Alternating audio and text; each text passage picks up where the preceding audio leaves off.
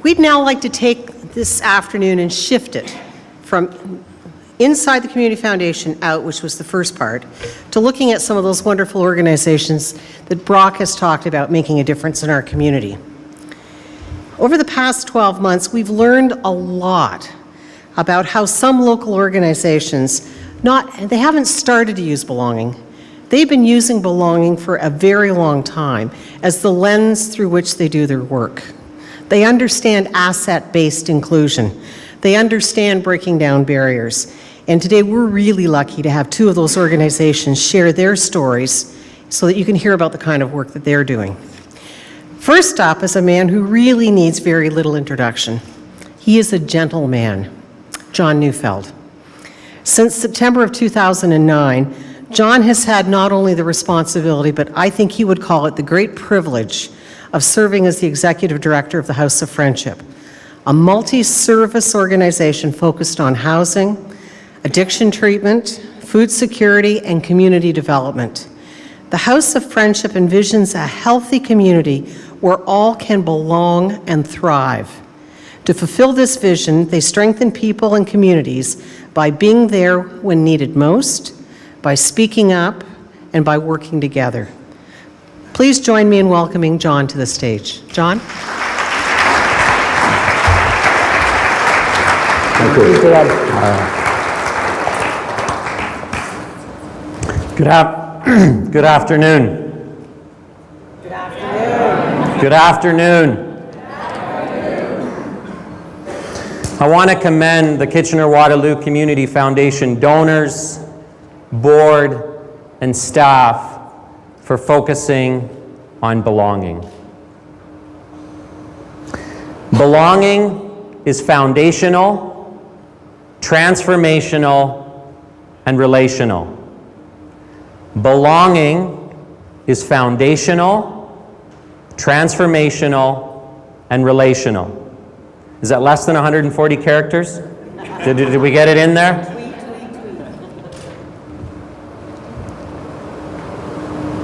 I want to begin and end today with the following quote from Desmond Tutu. "My humanity is caught up and is inextricably bound up in yours. We belong in a bundle of life.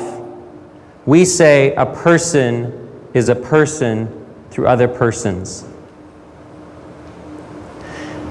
By the end of today, from the different presentations, from the interactions you've had with each other, may this quote, by the time you walk out these doors, mean even more to you than it does maybe at first glance. Belonging is foundational.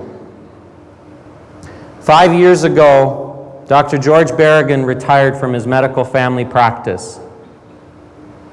He could have gone in to have a very comfortable and laid-back retirement. Instead, he made that fatal mistake of getting intertwined with the Mancinis, and he joined the psychiatric outreach project at St. John's Kitchen. And through that, Dr. Berrigan got to serve the individuals at St. John's, at our men's hostel. He had a makeshift medical clinic in a Waterloo church in the basement, and he got to work with the individuals we serve. And a few years ago, I went to Dr. Berrigan and I said, "So you've been doing this for a few years. What have you learned? What surprised you the most? What was your aha?" And Dr. Berrigan said, "I am stunned and appalled. I can't get over that all the individuals we serve did not get their ABCs growing up. Acceptance, belonging, care." It is for that reason the board at House of Friendship has also charged us with an incredibly audacious and bold vision statement a few years ago, a healthy community where all, not some, not 80%, not 50%, all can belong and thrive. Not survive, not get by, not be happy with what they're given, but thrive. You see, over 76 years, we've learned that without the foundation of belonging, all of the work we do in the community can be useless. We can provide housing, we can provide food, we can provide treatment, but if we don't help the individuals we serve get a sense of belonging, we will not succeed. Today in your annual report, there's a great story in here, and it's got a picture of Clarence and Gary who have joined us here today. And by the way, they're, I don't know, I think they've brought their Sharpies with them. They're more than happy to autograph these for you. These annual reports will be worth far more in a couple years with those autographs in them.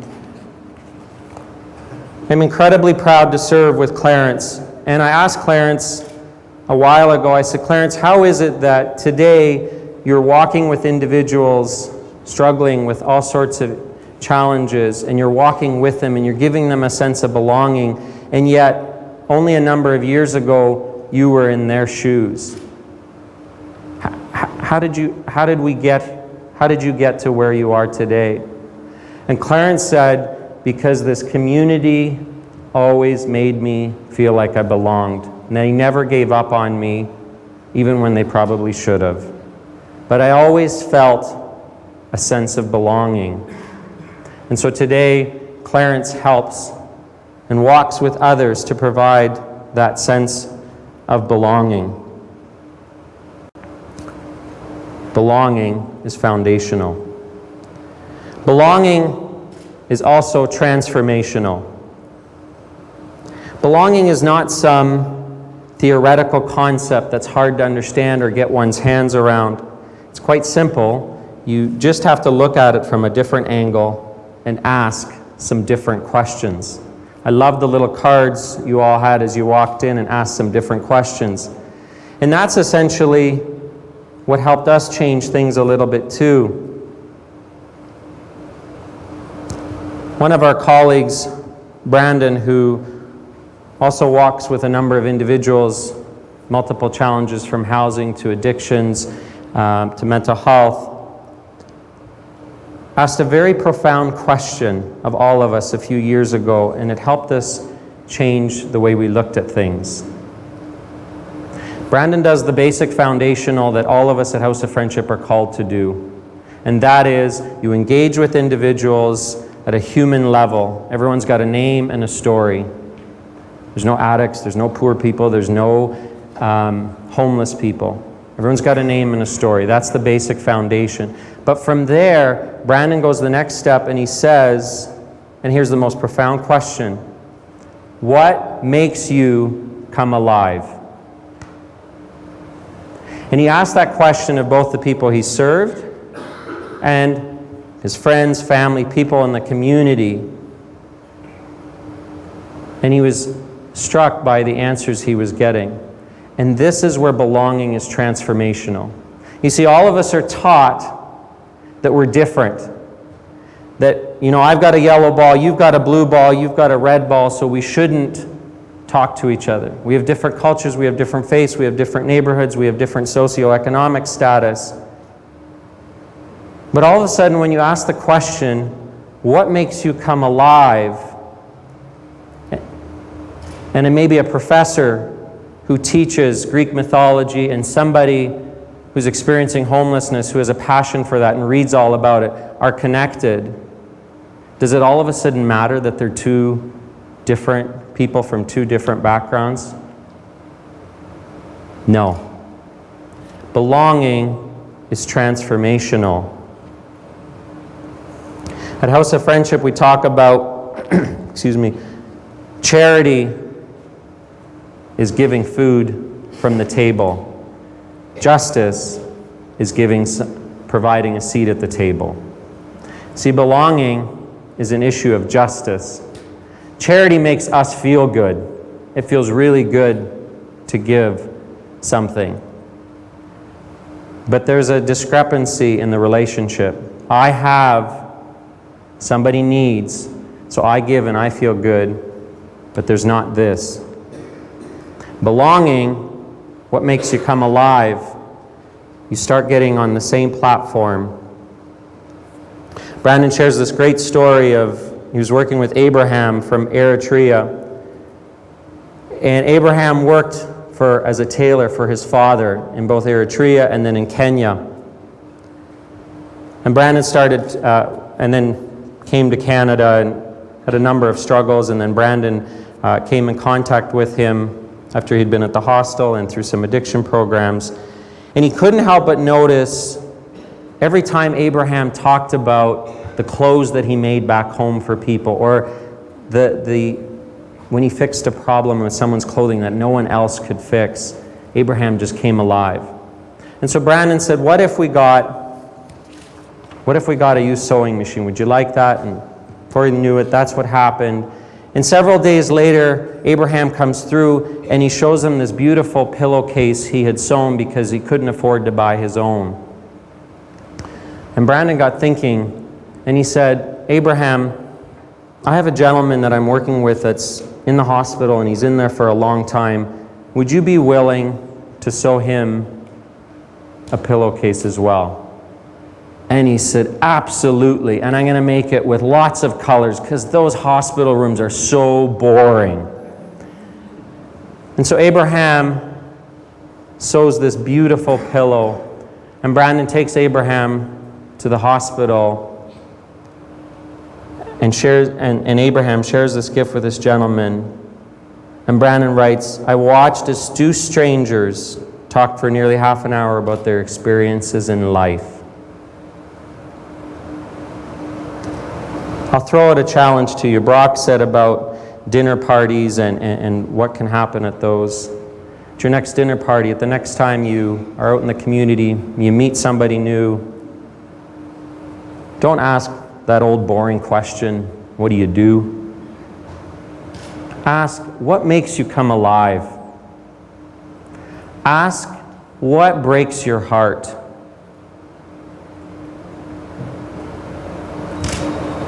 Ask people what their Popeye moment is. Some of you are old enough. What happened to Popeye? He took it, and then what was his famous line? I can't stand it no more. What's your Popeye moment? What is it that you can't stand no more? Ask that question and see the dynamic change. I also want to send out kudos to the City of Kitchener, and I know Michael's going to be speaking about their focus on neighborhoods and communities. And I want to back them up on that fully because we have learned over the last 30 years of being involved in community centers the power of changing when you build a sense of belonging in neighborhoods. It is incredibly powerful. I can't think of a better example than in Sunnydale Community Center, where we have Annie there from Syria, who here we have a small little neighborhood, dense housing, people living on low income, and we've got all walks of life and cultures. We have red, yellow, green, purple, all these balls, to a point where we have individuals living in the same community that back home in their country of origin, they would not be talking to each other. And now here in Canada, we've got them living side by side, unit by unit. And Annie struggles with that, and that's hard for her. She's worried about her family in Syria and for their safety. And now there's all these strangers around. So what does Annie do? Annie sets up a little table right in front of her small lawn and serves Arabic tea or coffee a couple of times a week and invites whoever to come by. And they do. Angela and Jane here often visit Sunnydale, so you know what I'm talking about. And it's all face culture sitting around this little table, creating a sense of belonging in this neighborhood. So kudos to City of Kitchener for doing that. Lastly, belonging is relational. This one's the tough one. Belonging is relational.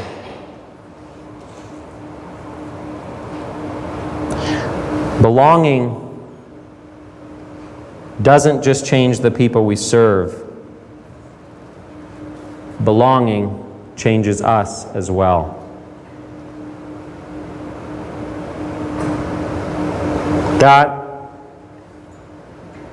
is a hard one to take and to learn. This work has taught me that we are all broken. I am broken. It's just that some of us have the luxury to hide behind nice clothes, car, house, education, job title. But we are all broken. The only difference between me and the people we serve at House of Friendship is they have nothing to hide behind.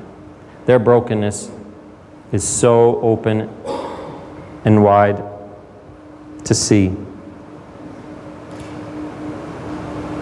Belonging changes us, changes the kind of life we have.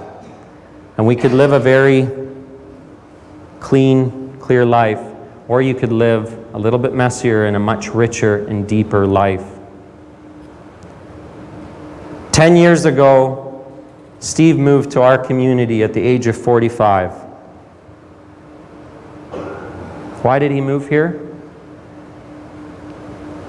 At the age of 16, his father sent him out, and so he was not to return, and so he entered the life of homelessness at a young age. But Steve had an incredible talent. Steve was incredibly hardworking, and he had very gifted hands, and he was an incredible carpenter. So he would move around Canada, work incredibly hard, and build up. He would supervise a number of crews. The problem is, though, Steve never experienced a day of sobriety from the age of 13. Why? Because both the alcohol and the addiction to work allowed him to bury some very painful memories of how he was mistreated at a young age. And so Steve goes along and in one community, and basically he works really hard, burns his bridges, and has to leave. And he goes to the next community, works really hard, makes a go of it, but due to his addiction, again, alienates himself, upsets a lot of people, and he's got to leave. At 45, he could no longer go anywhere. He's in Ottawa. He knew he had to have change, and someone put a few pamphlets in front of him and said, "You need help." Randomly, or I don't know how this stuff all works, but one of those brochures happened to be for a program here in Kitchener-Waterloo. It was our addiction program, and so 10 years ago he came. And I'll never forget when last year he came into my office and he said, "The first time in my life that I received a hug was at the age of 45 when I walked through the doors of that addiction program." The first time I received a hug in my life, I was 45 years old. And that's when the sense of belonging started to be built within him. And he struggled along, and what was interesting is Steve learned the important lesson that belonging is relational. That once you're given the gift of belonging, you need to share that with others. And so 5 years ago, Steve started volunteering at the Out of the Cold program. And it was there that he met his beautiful future wife, Mel. And last September, I had the deep privilege of being invited to that wedding.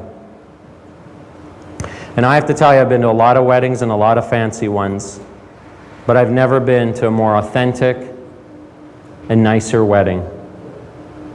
It was a small wedding in a neighborhood, Kingsdale neighborhood, in a backyard. We had about 30 folding chairs set up, lots of decorations. It was just beautiful. And as I'm sitting there and through the ceremony, I mean, I have never heard more authentic vows And as I'm sitting through the ceremony, what kept going through my head was, but whose house is this? Why is this wedding here? This isn't their house. This isn't a family member's house. Whose house is this? As the ceremony ends, an elderly lady stands up and says, "Welcome to my home." 4 years ago, Steve walked into my life because I needed that addition built. But the minute he walked into my home and I saw his smile in those eyes, he immediately reminded me of my 19-year-old son that I tragically lost years ago when he went to university.